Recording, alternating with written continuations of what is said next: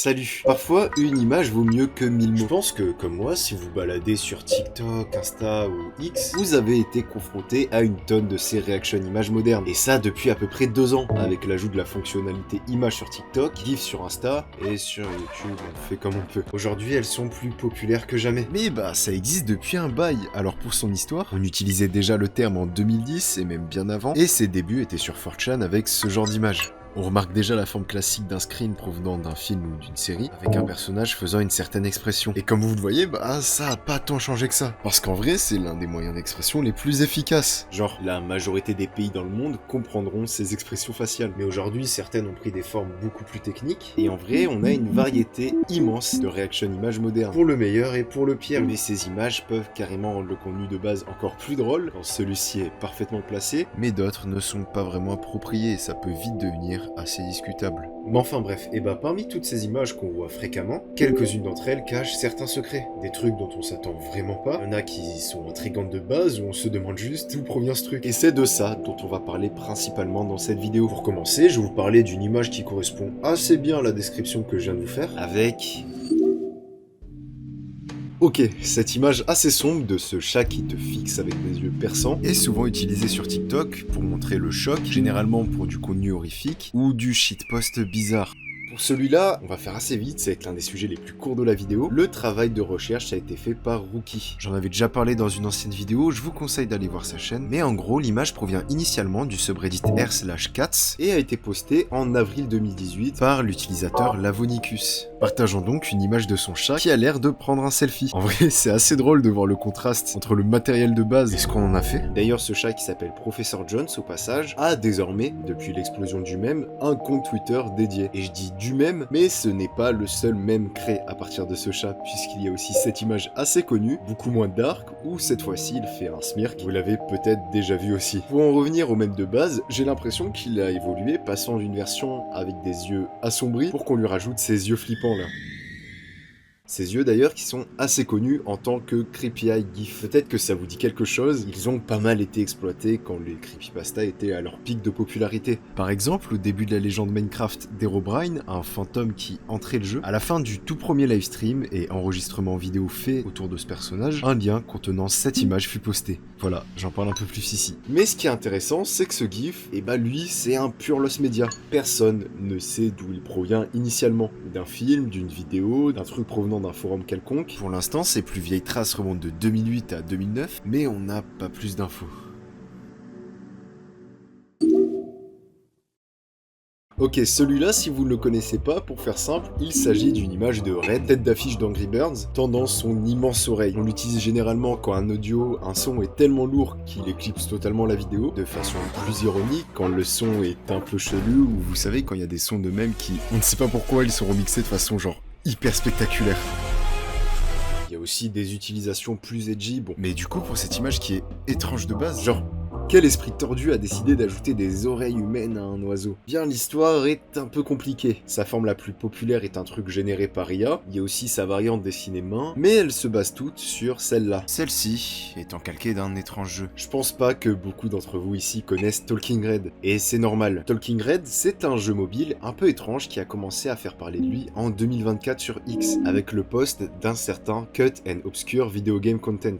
Comme son nom l'indique, c'est un compte dédié aux anecdotes obscures de jeux vidéo. Son post a assez bien marché, tellement que ça a relancé un certain intérêt autour du jeu. Vous savez, en 2012 est apparue la mode des jeux Talking, avec Talking Tom, Ben, Angela et Ginger. Pour faire simple, ce sont des animaux de compagnie interactifs avec qui on peut interagir, faire des activités, et ce fut un giga succès au niveau des applis pour enfants. Mais moi j'y ai joué quand j'étais petit, surtout celle avec le chat Ginger. Les Talking, c'était des jeux plutôt simples qui ont fait naître une tonne de clones, tous plus bizarres les uns que les autres. Aussi que je vous parle du côté creepy de ces jeux qui ont fait naître pas mal de rumeurs autour de ceux-ci, qui sont globalement des hoax, mais il y a aussi eu de vraies gaffes qui se sont passées autour d'eux. C'est ainsi que serait né vers 2012 l'étrange jeu Talking Red, qui est super bizarre, pourquoi il a des dents, mais aussi très peu complet. Il y a pas trop de trucs à faire avec Red, il discute pas trop, par pour dire ça. Are you gonna say like anything else?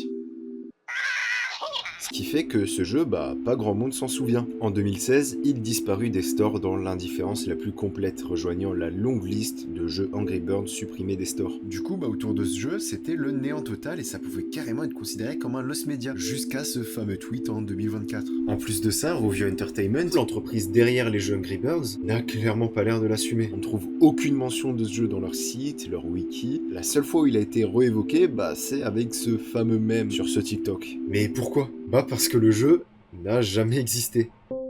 Du moins, pas vraiment comme on le pense. Le jeu existe, mais c'est clairement pas un jeu officiel Angry Birds. Et ça n'a clairement pas été un lost media non plus, puisque déjà l'article que j'ai pu montrer à un moment pour illustrer tout ça est un gros troll. Voilà, il y a écrit n'importe quoi parfois. Et le compte X, qui a partagé le jeu, a participé à sa création en fait. C'était juste une giga blague. De toute façon, le compte X là d'anecdotes obscures est pas vraiment sérieux, genre.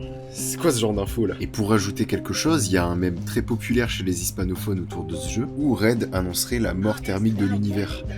Bon, ça va un peu plus loin que ça, mais je vais pas trop m'éloigner du sujet. Voilà, le design de Red, les oiseaux en haut à gauche, tous ces trucs chelous étaient volontairement bizarres ou uncanny depuis le début. Parce que c'était un big troll qui a amené à toute une rumeur d'un fameux lost media qui a fini par être repartagé. Voilà pour l'origine plutôt chelou de cette image.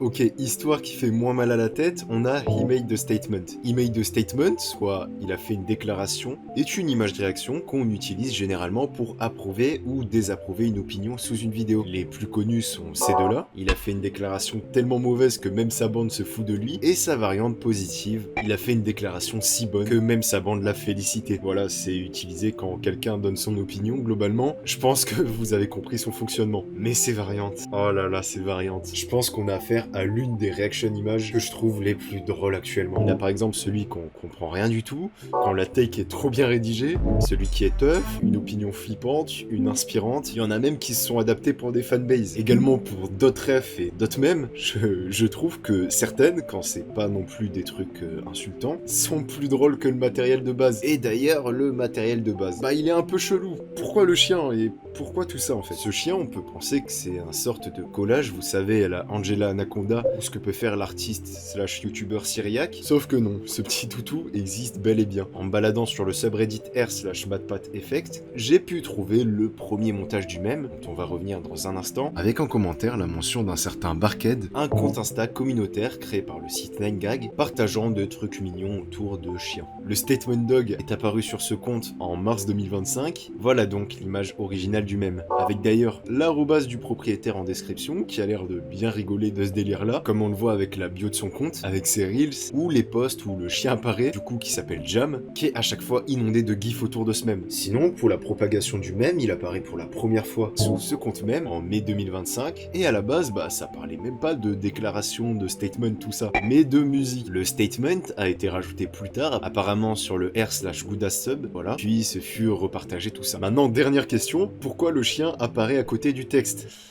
Il est mignon et marrant quoi.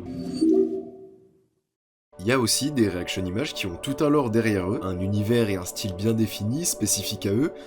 Vous allez comprendre. New Media Rockstar est un magazine en ligne paru en 2011. Celui-ci s'est dérivé plus tard en chaîne YouTube, dont le contenu est souvent présenté par Eric Voss et Jessica Clemons, étant dédié à l'analyse, aux théories et aux anecdotes autour de produits culturels geeks ou populaires en général, tels que des séries ou des films hype, des blockbusters, et notamment au Marvel Cinematic Universe. Le magazine fut arrêté en 2013 dû à un manque de financement, mais la chaîne YouTube perdure encore aujourd'hui et elle se porte même plutôt bien. Mais alors, qu'est-ce qu'il y a de spécial avec une chaîne comme ça? Parce que là, j'avoue, je vous ai toujours rien dit. Là, parce qu'on a affaire à l'un des plus gros joyaux de miniatures YouTube. Oui, des miniatures sont aussi devenues des reaction images. Peut-être que vous connaissez la fameuse image d'Ozino, soit Est-ce qu'il sait, miniature faite à l'occasion d'une théorie sur le film The Batman, utilisée quand, je sais pas, quelqu'un ignore certaines informations.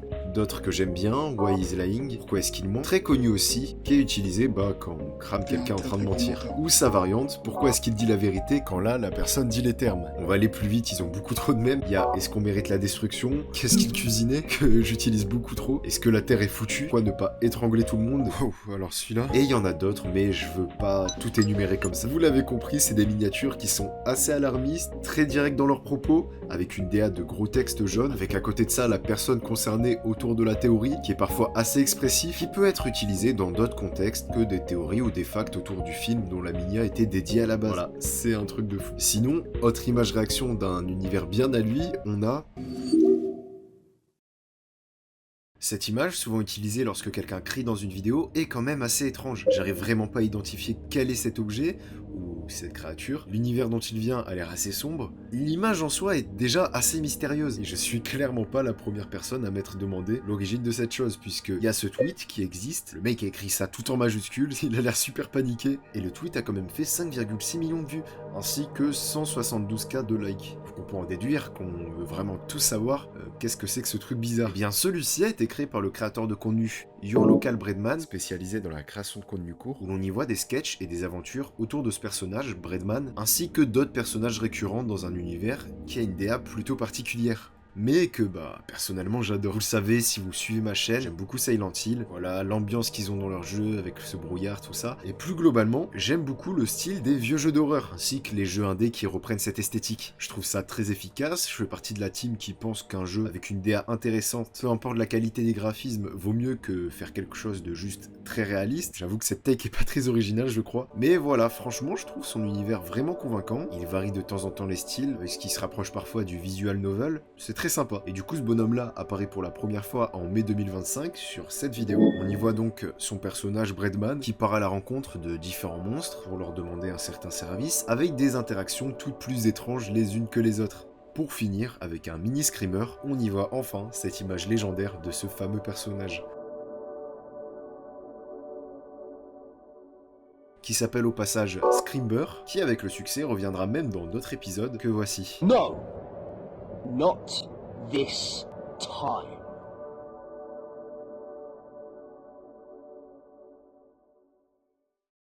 Ok, on arrive à la fin de la vidéo, j'espère que ces origines de Reaction Image vous ont plu. Voilà, si vous voulez en avoir un peu plus, je vous conseille d'aller voir cette vidéo et ce TikTok, qui parle aussi d'origine de Reaction Image, même si attention, la vidéo YouTube n'est pas vraiment sur ça. Mais enfin voilà, j'espère que la vidéo vous a plu, que ça vous a intéressé, malgré que ce soit des images que vous aimiez ou non, parce que je sais qu'il y a pas mal ce débat autour des Reaction Images, que ce soit de 1 par le fait que ce soit un peu abrutissant, ou de par les problèmes que j'ai pu évoquer à l'intro de la vidéo. Mais voilà, sinon, avant de partir, j'aimerais déjà vous remercier pour les retours à propos de la dernière vidéo. J'ai eu énormément de retours hyper gentils, encore merci pour ça. Également, vous avez grave joué le jeu, avec les témoignages au niveau des Lost Media, et j'ai quasiment tout lu, c'était super intéressant. Malgré que j'ai pas pu répondre à tous les commentaires, merci beaucoup. Je crois même que c'est carrément la vidéo la plus commentée de ma chaîne, sans être la plus vue, c'est incroyable. Et aussi, merci encore d'être resté jusqu'à là, ça fait super plaisir. Comme d'hab, n'hésitez pas à commenter, liker, partager la vidéo, c'est ce qui permet de la mettre en avant, et de vous abonner aussi. Enfin voilà, encore merci.